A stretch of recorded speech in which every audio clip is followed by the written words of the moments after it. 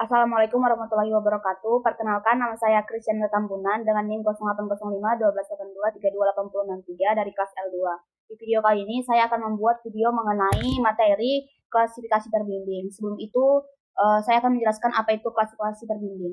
Klasifikasi terbimbing adalah suatu metode dalam pengolahan data yang digunakan untuk mengelompokkan data ke dalam kelas-kelas yang sudah ditentukan sebelumnya, yang dimana proses ini ibarat mengajarkan komputer untuk mengenali pola-pola tertentu di dalam sebuah data.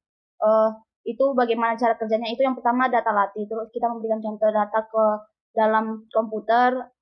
Contohnya jika ingin mengklasifikasikan gambar menjadi contoh lain, kita akan menunjukkan banyak gambar.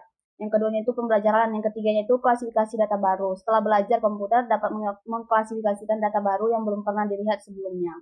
Mungkin sekian penjelasan singkat mengenai apa itu klasifikasi terbimbing. Setelah itu kita lanjut untuk mengolah datanya di software ArcGIS. Baik, setelah itu kita buka ArcGIS-nya, setelah itu kita add data. Kita masukkan data yang sudah kita download dengan data kajian masing-masing. Di sini saya membuat data kajian dari daerah Banyuwangi.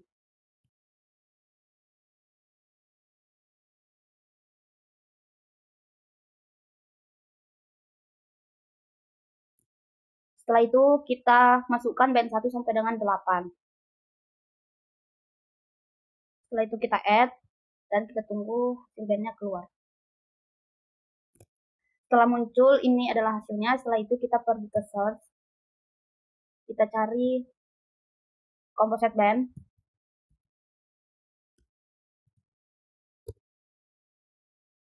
Kita pilih composite band atau data management.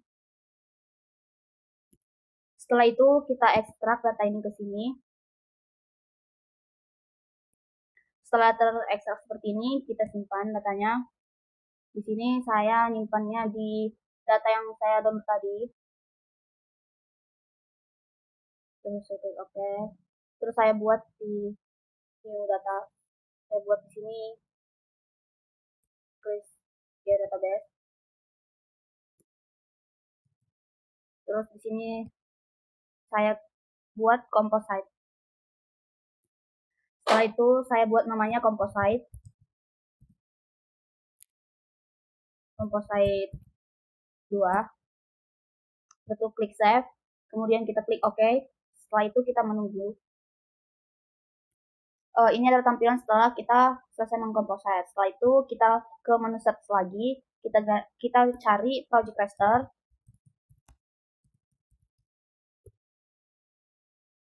Kita pilih project raster data management. Kemudian setelah muncul di sini di bagian input rasternya kita pilih composite 2. Setelah itu di outputnya kita pergi ke project coordinate system. Setelah itu kita ke UTM, kita ke WGS 194, kita pergi ke source. Kita pilih WGS 194 UTM zone-nya itu 49S. Terus kita klik OK. Setelah itu kita menunggu. Ini adalah hasil setelah kita ke project raster tadi. Setelah itu kita kembali klik search, kita cari clip. Kita pilih clip data management. Maaf sebelumnya Bang Kakak, tadi itu ada kesalahan. Kita tidak ke search, tetapi kita kembali ke add data. Kita masukin data kita yang sudah kita download dari kajian kita. Di sini saya mendownload di Kabupaten Banyuwangi. Saya pilih OK. Kita add data. Setelah itu kita cari data kita. Di sini saya memakai data Kabupaten Banyuwangi. Terus kita klik OK. Setelah itu kita pilih. Di sini kita terserah mau memilih apa, tapi di sini saya mau memilih administrasi desa AR. Terus kita add. Nah, ini adalah hasilnya. Selanjutnya setelah muncul seperti ini, kita kembali ke menu search, kita pilih clip, terus kita klik clip data management. Setelah muncul gini di input rasternya, kita memilih composite project rasternya. Setelah itu di sini di outputnya kita pilih, karena saya tadi memilih administrasi desa, saya pilih ini. Setelah itu jangan lupa untuk mencentang. Setelah itu kita pilih OK. Lalu kita menunggu untuk hasilnya. Kemudian setelah klipnya muncul, udah selesai, di sini kita uncentang semuanya kecuali di bagian klipnya. Kita uncentang. Ini saya uncentang semuanya. Kemudian hasilnya akan seperti ini. Kemudian di bagian ininya kita ganti bandnya menjadi 432. Di bagian klip 432. Ini setelah kita mengganti warnanya. Setelah hasilnya kayak gini, kita klik kanan. Setelah itu kita pilih zoom to layer. Dan ini setelah kita zoom. Setelah kita zoom, kita pergi ke classification, kita pilih di bagian training sample manager. Setelah itu ini sudah muncul, kita bisa menggeser ke samping untuk tidak menghalangi kita untuk mengisi. Nah, di bagian ini kita bisa mencari terlebih dahulu. Di sini saya sudah menzoom. Nah, setelah itu kita klik di bagian draw polygon. Di bagian ini saya sudah mendapatkan daerah di pemukiman.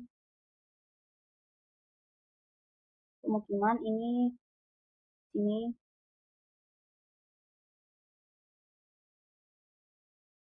Kemudian selanjutnya kita memilih yang tempat yang lain. Di sini saya mau mempoligon kembali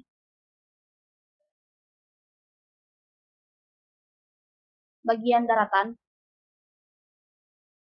Sini kita ganti, saya mau daratan itu warna hijau. Saya ganti di sini namanya menjadi daratan.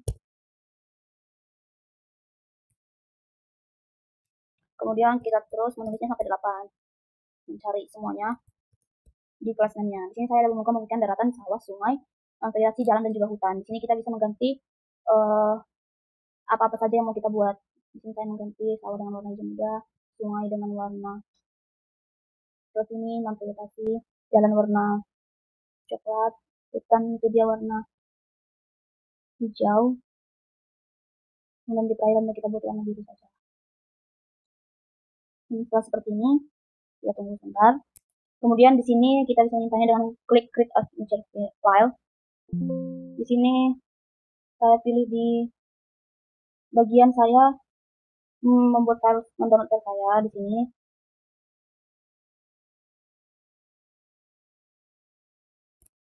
Setelah itu di bagian ini kita tetapkan ini, terus kita save. Kita tunggu. Setelah seperti itu kita pilih di classification, kita pilih di interactive supervisor classification. Setelah itu ini merupakan hasil dari classification yang sudah kita buat. Tetapi kalau kita uncentang, ini merupakan hasil dari klasifikasi yang belum kita buat. Jadi itu klasifikasinya itu seperti ini. Setelah kita tidak centang, ini adalah hasilnya. Dan ini adalah hasil dari klasifikasi terbimbing yang sudah saya lakukan. Nah, di sini saya akan memberikan sedikit kesimpulan dari yang sudah saya lakukan. Saya ada mendapatkan beberapa poin, yaitu di kelebihan klasifikasi terbimbing sendiri. Itu yang pertama, akurasi tinggi. Jika data latih berkualitas baik, model yang dihasilkan akan memiliki akurasi yang tinggi. Yang kedua itu fleksibel. Dapat diterapkan pada berbagai jenis data seperti teks, gambar, suara, dan juga angka. Tapi di sini juga saya menemukan kekurangan klasifikasi terbimbing, yang dimana yang pertama itu membutuhkan data latih yang banyak. Karena semakin kompleks masalahnya, semakin banyak data latih yang akan dibutuhkan. Yang kedua itu proses pelatihan bisa memakan banyak waktu, yang dimana tergantung pada jumlah data dan juga kompleksitas modelnya. Dan di situ intinya adalah klasifikasi terbimbing adalah alat yang sangat berguna dalam berbagai bidang, terutama dalam bidang data science dan juga data-data lain yang harus kita olah seperti itu. Mungkin sekian video yang dapat saya buat mengenai materi klasifikasi terbimbing. Saya minta maaf kalau ada kesalahan kata maupun perbuatan dan juga tata cara saya saat menjelaskan. Saya ucapkan terima kasih.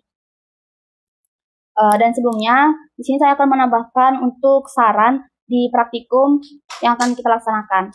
Saya sebenarnya tidak ada saran, tetapi kedepannya saya berharap di praktikum-praktikum di lab ini dan di materi-materi dasar-dasar penilaian jauh, semoga khususnya kepada praktikan 23, saya berharap untuk lebih mengintrospeksi diri, yang dimana sebelumnya harus mempelajari terlebih dahulu video-video yang sudah diberikan sebagai bahan uji kita untuk nantinya kita kerjain di lab dan juga mencobanya di rumah, supaya ketika kita berada di lab kita tidak kesusahan sendiri dan tidak akan banyak bertanya-tanya yang dapat mengganggu waktu kita untuk praktikum.